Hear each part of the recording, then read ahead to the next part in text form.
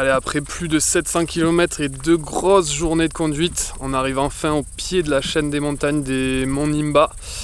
On va pouvoir aller chercher le point culminant de la Guinée, qui est aussi d'ailleurs celui de la Côte d'Ivoire, vu que cette montagne fait aussi office de frontière. Qu'est-ce qu'ils nous ont préparé à manger en attendant? T'es prêt? Oui. Approche. C'est parti. Excuse. Waouh! Putain, les pâtes!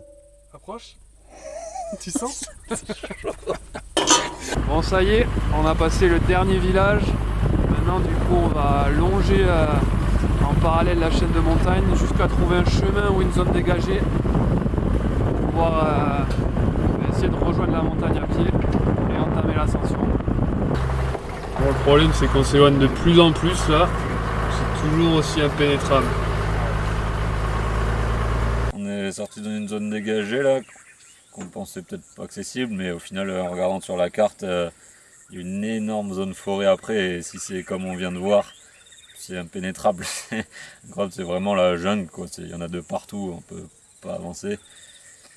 Du coup, sur la carte, on a repéré un chemin qui va au début de la chaîne de montagne à l'autre bout.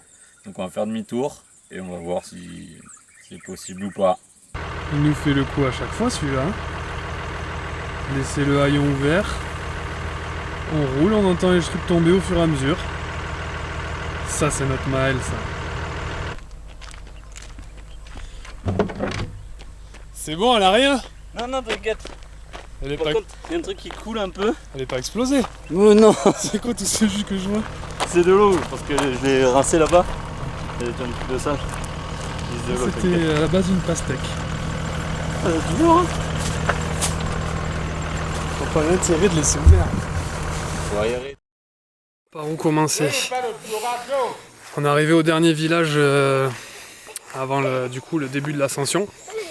Du coup, on a fini par croiser un jeune qui nous a dit qu'au village c'était possible et qu'il y aurait un guide, etc. Bon, on voulait pas le guide, mais bon, on se dit si c'est obligatoire, on va voir.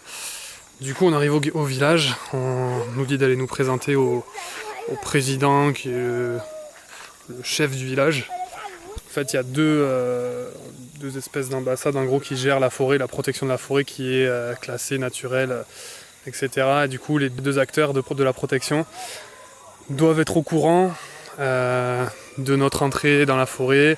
On doit être accompagné du coup par ces deux acteurs, plus un guide. Donc 3 personnes à payer, plus la dot du village à payer. On ne sait pas combien ça va être, mais ça va être cher. Et là, les négociations ont commencé et ça a pris beaucoup de temps. Compliqué. Il a dit ça. Quand quelqu'un comme ça, vous venez s'asseoir ici. Ce n'était pas comme ça. Le regroupement là quoi? C'est la salutation parce qu'on a envie des étrangers quoi. Ça fait quoi? Quand on voit un étranger, il faut qu'on l'accueille d'abord. Ça va être compliqué. On a dû rester une bonne heure et demie là-dedans. Avec les gens qui sont... les jeunes du village qui nous ont accueillis, qui ont bataillé pour nous pour négocier les prix. Parce que normalement on aurait dû payer 2 millions si on était passé par les agences. Donc là les jeunes nous ont déjà négocié 1,5 million, mais ça fait 150 €. Pour nous c'est mort, c'est impossible. Du coup on continue de batailler. Et au final, au bout d'1h30, on finit par accepter 500 000 pour tous les deux. Donc 50 €, mais on doit nourrir les 3 guides. Autre problème, on n'a pas 500 000. Et là on est dans un petit village perdu. Il n'y a pas de banque pour retirer, donc ça va être très compliqué. Ils sont allés chercher un jeune qui gère un peu en informatique pour essayer de lui faire un virement sur Orange Money de notre banque à nous. Enfin bon, on va essayer de se démerder pour pouvoir payer ces 500 000. Bon, finalement, transfert d'argent impossible. Il faudrait retourner au village, à la ville le plus proche qui est à 30 km de piste, donc du coup ça nous ferait faire un gros détour. En plus c'est pas sur notre route. Et du coup on va prendre ça un peu comme le signe du destin. Et on va pas faire cette rando, tant pis, on va continuer jusqu'à la frontière Côte d'Ivoire et on verra ça de l'autre côté, si on peut pas la faire de l'autre côté. Comme si on n'en avait pas eu assez à l'autre frontière, c'est reparti. Direction la Côte d'Ivoire. Fermez les fenêtres.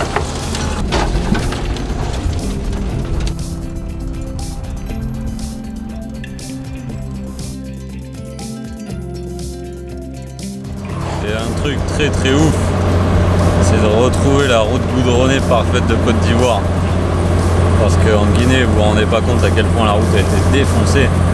Elle a explosé le 4x4, hein. Il y a des gros dégâts qu'on sera réparés dans une des prochaines vidéos, vous verrez ça sûrement.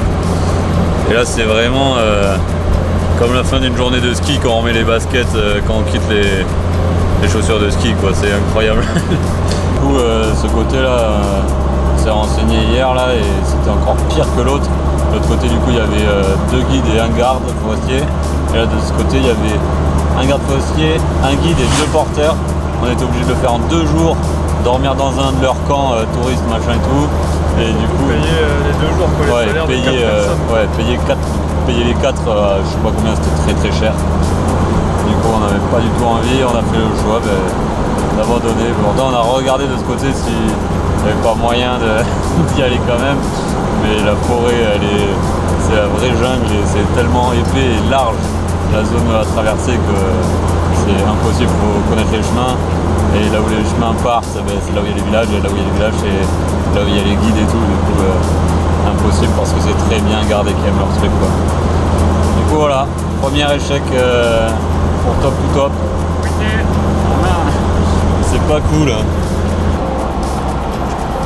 J'ai quand même vu au poste de police de la frontière des affiches partout qui disaient que la traite d'êtres humains et l'esclavage étaient punis depuis 2017 en Côte d'Ivoire. C'est quand même pas très vieux. Hein.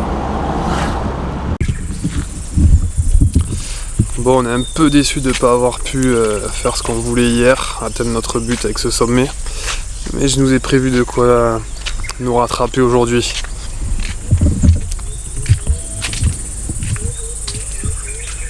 Ok Maël, tu as quartier libre jusqu'à 14h. Mais non. Ensuite, on est dimanche donc tu peux profiter. Parce que je vais aller prendre une cascade. Ouais. Ensuite je vais payer un parking. Je veux pas savoir ce que tu fais, c'est quartier libre. Ensuite on se retrouve avec ton sac, ton duvet, ton matelas, une bouteille d'eau. Et c'est parti.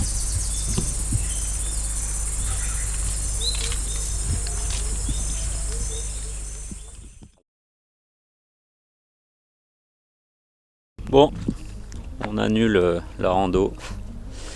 Ça va commencer à être un petit peu lourd là. Du coup on s'apprêtait à aller faire une petite balade et puis arriver au village, de suite les guides qui nous sautent, enfin les habitants qui se prennent pour des guides qui nous sautent dessus en nous disant non, impossible d'aller se balader sans guide, c'est hyper dangereux pour une rando de 20 minutes où on voit tout le chemin. Et du coup voilà, ça a commencé à nous gonfler un petit peu ça. On est en train de se dire que ça va être ça dans toute l'Afrique. Et que si on peut pas aller se balader tranquille, randonner tranquille, ça va pas nous aller, nous, ça. Du coup, je crois qu'on va commencer à tracer la route là. Parce que si on peut rien faire nous-mêmes, on n'a pas trop l'intérêt de rester par là. Si on peut pas aller se balader, si on peut pas aller faire de rando. Du coup, là, on va déjà tracer jusqu'à Abidjan. Et on va voir ensuite. Mais ça va commencer à être un petit peu pesant. Mais bon, on verra. Il y aura peut-être des beaux trucs à voir ensuite. Inch'Allah.